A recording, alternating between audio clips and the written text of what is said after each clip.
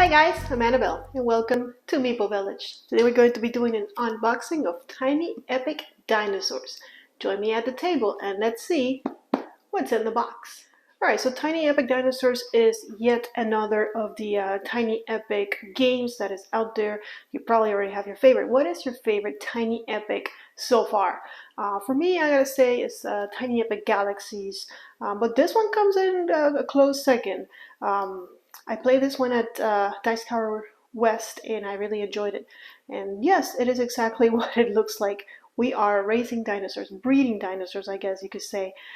So cute art, and in the back kind of tells you, it kind of shows you a little bit of what the game is. It's not tiny.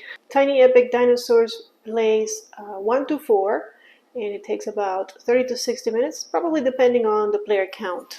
I played at a 4-player count, and none of us knew how to play the game.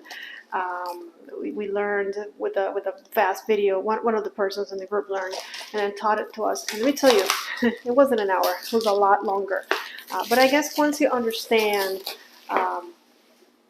what the game is about, then it'll go a lot faster. And I will tell you, it reminded me a lot of Agricola, which is a classic and a great game. So it's no joke comparing it to that. But I guess that was the feel that it gave me, where you're doing things on your turn and racing dinosaurs and feeding them and breeding dinosaurs and all that fun stuff.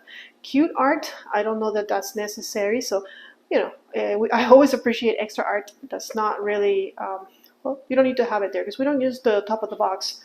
Next up, we have the rules of the ranch. And I haven't really looked at these because, like I said, somebody just taught me the game. Let's see. Tons of dinosaurs. They have these cute little unique dinosaurs that I will show you in a minute, which are adorable, the purple ones. And then you have your regular dinosaurs. Game setup and game overview. Assign your ranchers because it is a worker placement at its core. But you know, there's definitely more than just worker placement. Retrieve your ranchers, arrange the ranch, feed your dinosaurs, breed dinosaurs. Yes, very Agricola style. Refresh for next rounds, and then the end of game scoring. There's research cards that give you special powers. And then there's a solo play mode, which I didn't know about, but I guess I am very happy to see that, since I most of the time play solo.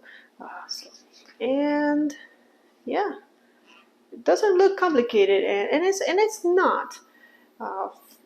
Frequently asked questions, and then too bad that they didn't put a summary of turns here. But the reason why they didn't is because it's actually on the player board, on the game board itself, actually. So as expected, tons and tons of minis because there's tons and tons of dinosaurs in this game.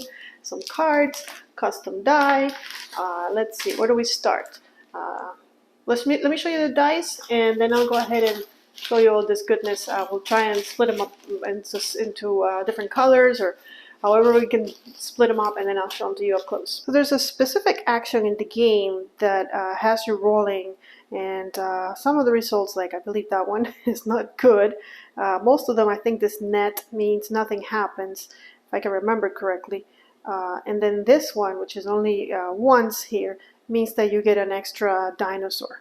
Alright, now into the bag of everything, the bag of holding.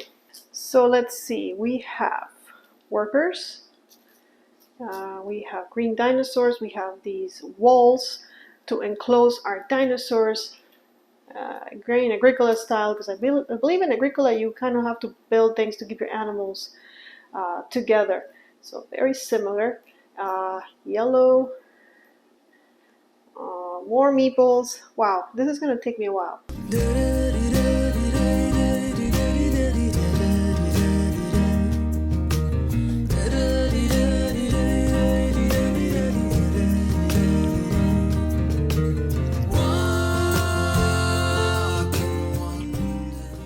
There.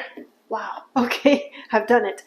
So let's take a look at all these components up close. I won't show you one by one, but I will show you at least one of each. Alright, first there's these blue dinosaurs. Here's one up close. We have the red dinosaurs. Here's what he looks like up close. And then there's the yellow, which is the last one of the, I guess you can call them normal dinosaurs. Actually, I lie. There's also these green ones that are also kind of like the normal. And by normal, I mean that you can acquire them without having to do research. Research dinosaurs are unique dinosaurs. You need to keep your dinosaurs locked up, so these are the fences. And here it is up close. I like the detail on it. It looks like one of those, I guess it's like an electrical fence, and that's why it has those spikes, or maybe just so that they can climb over it. However, the dinosaurs do get to escape sometimes. Here are your workers. You will notice that there's one bigger than the rest. You have 4 of those little ones and then a bigger guy. And they come in 4 different colors. Here's all the colors available. This is how you keep track of your meat. You will see when I show you the player board that there's a space where you can keep track of meat and also your plants.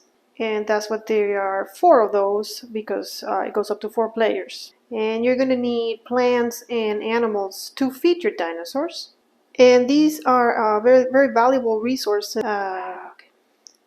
The first player marker. And this is what you would use to keep track of rounds or phases in a round, I guess, I suppose you can say. And finally, the unique dinosaurs. Every single one of these things is different. For example, this looks like a Brontosaurus. And, Aerodactyl. I gotta say, I don't know my dinosaurs very well. Look at that thing. Oh, this gotta be some kind of aquatic dinosaur. Like you see, all of them are different. I know one of them is a T-Rex. I wonder if it's this one. This guy got a really tiny head. I don't know this one, but he has cool hair. He looks more like a dog to me, or a cat. Look at this. It's so cool that they made him different. It's really appreciated. Of course, when you're playing the game and you get one of these unique dinosaurs, you kind of have to stop the game and look for the specific one. And that can be hard sometimes with so many of them. Alright, you get to see all of them. So there's cards, I'll show you those at the end. Again, more cute art that doesn't need to be there, but that is definitely appreciated. Okay, and this is the board. This makes up the game, and it's kind of cool, kind of like Agricola, where depending on the number of players, you'll add more of these or not.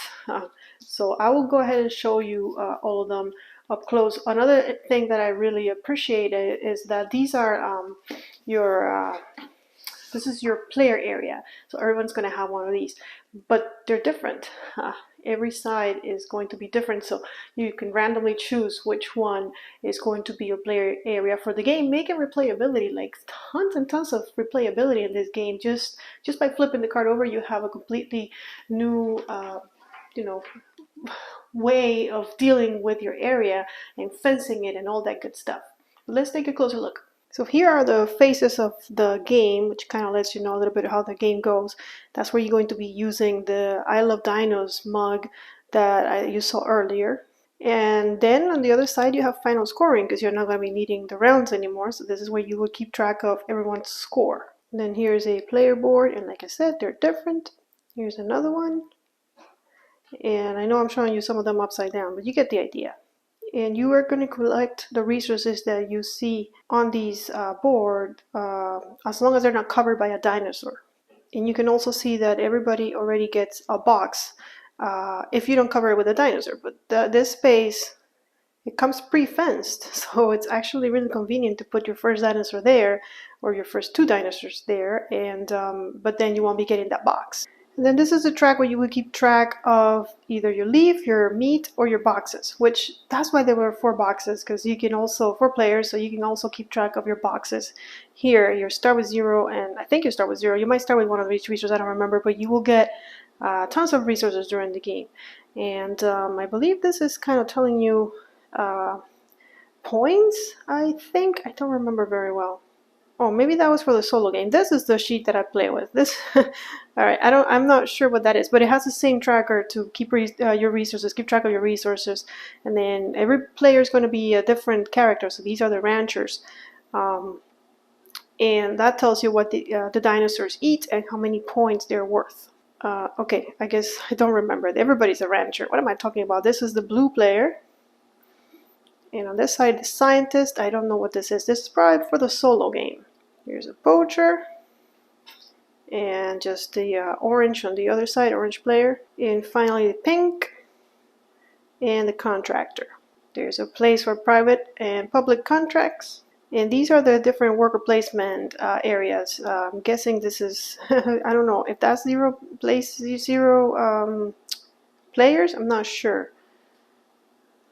Because that's 0 players, 1 to 2 players. Oh, there it is. This is D. Oh, it's not a 0, it's a D. So this is board D. This one is for 3 to 4 players, and it's C. And again, it's just worker placement spots. Some of them are pretty, easy. Like, let's see here. If you give up a box, you get 2 walls. 4 players. There you go. Another board. It can get pretty big as far as real estate goes. You have a discard pile and a research. And I don't see much of a difference here. Maybe this is different. No, it looks the same, but maybe the text. So just as an example, if you were playing with 4 players, you will have all these boards. But if you were only playing with 2 players, or 3 players, no, 2 players, then you wouldn't have this one.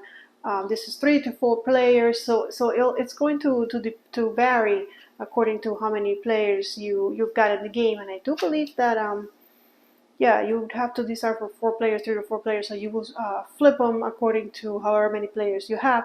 But it kind of gives you an idea of what the worker placement board would look like. And this is a board that we all share, we all fight for, of course, taking a spot here and getting resources or whatever it may be, walls, dinosaurs on this side. And this is where you will roll that die, and you will get an extra dinosaur if you get the good result. But then the net does, and then it tells you right here exactly what the result does. So that I appreciate, that it's easy. The iconography is pretty easy to remember. Of course, I haven't played in a while, so I don't remember all of it, but it's pretty easy to remember what all these places do. Like over here, you just get straight out resources, 2 meat, 2 plants, etc., etc. And finally, we have cards, and I see probably some of these are for the solo mode as well, but let's see. Yeah, these rivals is probably for the solo. These are definitely our research, and look how many. This is a lot. It's a lot. And then we have public goals, which are right here. And then last but not least, you have a few private goals that everyone is going to get. I believe you get 2, one at the beginning of the game and one like midway through the game, but I don't remember. But let's take a look at what these cards look up close. So these rival ranchers, like I said, they're probably the AI for the solo game. But I haven't read the instructions. Well, I haven't read any instructions, but I haven't read the instructions for the solo or know how to play the solo yet. But at least you get to see them. As far as private goals, you have to collect a certain number and colored dinosaurs, and there's the points that you would get. That is the unique dinosaur that you get through research, and it could be any as long as you got it through research. Then we have public goals, which are going to be similar, but of course they're going to give you less points. So, and there's some research dinosaurs as well, which probably these give you a little bit more points, of course, because it's harder to get a research dinosaur into the game. And then finally, these are the research, which give you special powers. They also worth victory points, I believe, at the end of the game. And I don't want to spoil this too much, but just kind of show you the art. And they're all going to have special something something. That's how you acquire the unique dinosaurs, is through research. We got a bunch of those because we have a bunch of unique dinosaurs. Yeah, there we go. There's the T-Rex. Alright guys, there you have it. That was an unboxing of Tiny Epic Dinosaurs. That's everything that comes in the box. Hope you enjoyed it. If you did, as always, give us a thumbs up. Don't forget to subscribe to the channel and to follow us on Twitter and on Instagram so you can find out more about Meeple Village and what we're all about. I'll see you all in the next video, but until then, may you play more games.